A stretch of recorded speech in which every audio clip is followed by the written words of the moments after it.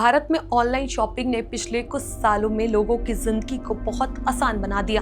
अब घर बैठे एक क्लिक में कपड़े से लेकर मोबाइल तक सब कुछ मिल जाता है। लेकिन अब इसी सुविधा पर बड़ा सवाल खड़ा हो गया। जी हाँ, देश की दो सबसे बड़ी ई कॉमर्स कंपनियां फ्लिपकार्ट और अमेजॉन पर आरोप है कि ये छोटे व्यापारियों से 100% प्लेटफॉर्म फीस वसूल रही है। यानी व्यापारी अपनी कमाई का पूरा हिस्सा कंपनी को दे रहा है। इससे व्यापारियों के साथ साथ उपभोक्ताओं के बीच भी चिंता बढ़ गई है। अब सवाल उठ रहा है कि आखिर सरकार इस पर क्या एक्शन लेने वाली है। क्या इन कंपनियों की जांच के बाद कोई सख्त कदम उठेगा? नमस्कार, मैं हूं चेष्टा नागर और आप देख रहे हैं द हिंदी टॉप। तो आइए जानते हैं पूरा मामला इस वीडियो में। हम भारत में ऑनलाइन मार्केट का दायरा तेजी से बढ़ रहा है। फ्लिपकार्ट और अमेजॉन जैसे प्लेटफॉर्म्स पर आज लाखों व्यापारी अपने प्रोडक्ट्स बेचते हैं, लेकिन अब इन कंपनियों पर छोटे व्यापारियों को नुकसान पहुंचाने का आरोप लगा है। दरअसल कई व्यापारियों ने दावा किया है कि ये कंपनियां उनसे उनकी पूरी बिक्री की रकम यानी 100% प्लेटफॉर्म फीस के रूप में वसूल रही है। इसका मतलब ये हुआ कि व्यापारी अपनी कमाई का कोई हिस्सा अपने पास नहीं रख पा रहा। इस खबर के फैलते ही देश भर में छोटे और मध्यम व्यापारियों के बीच हड़कंप मच गया।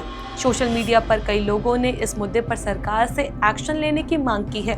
व्यापारी संघों ने कहा कि अगर इस तरह की फीस जारी रही तो कई छोटे कारोबार बंद करने की कगार पर पहुंच जाएंगे।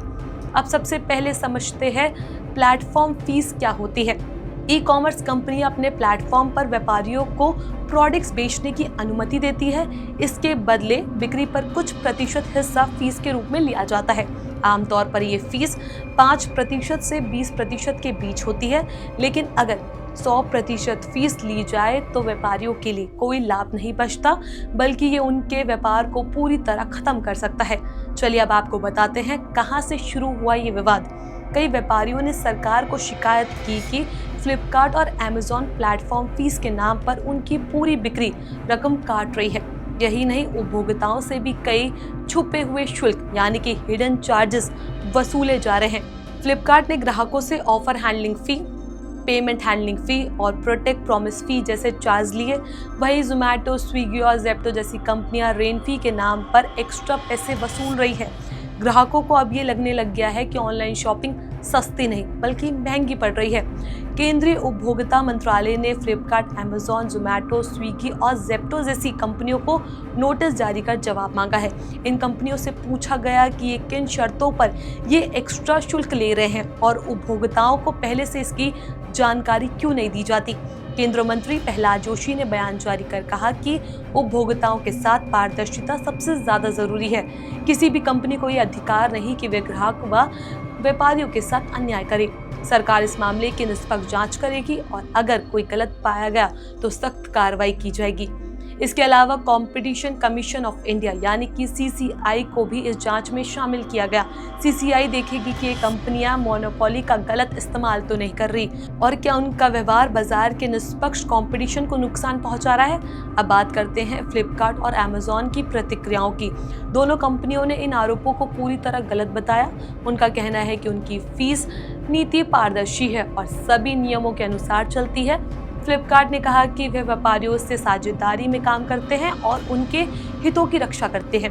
वहीं अमेजॉन ने कहा कि हम हर लेन देन में स्पष्टता रखते हैं और ये आरोप केवल गलतफहमी पर आधारित है। लेकिन सवाल ये है कि अगर ये केवल गलतफहमी है तो इतनी बड़ी संख्या में व्यापारियों ने शिकायत क्यों की? यही कारण है कि अब सरकार ने तय किया है कि इस पूरे मामले की तह तक जाया जाएगा। जांच पूरी होने के बाद ही सच्चाई सामने आएगी। क्या सच में कंपनियां व्यापारियों से अनुचित फीस वसूल रही है या फिर मामला कुछ और है? कई व्यापारियों का कहना है कि उन्हें डिलीवरी चार्ज, सर्विस फीस और कमीशन मिलाकर इतनी फीस चुकानी पड़ती है कि उनके पास मुनाफा बचता ही नहीं।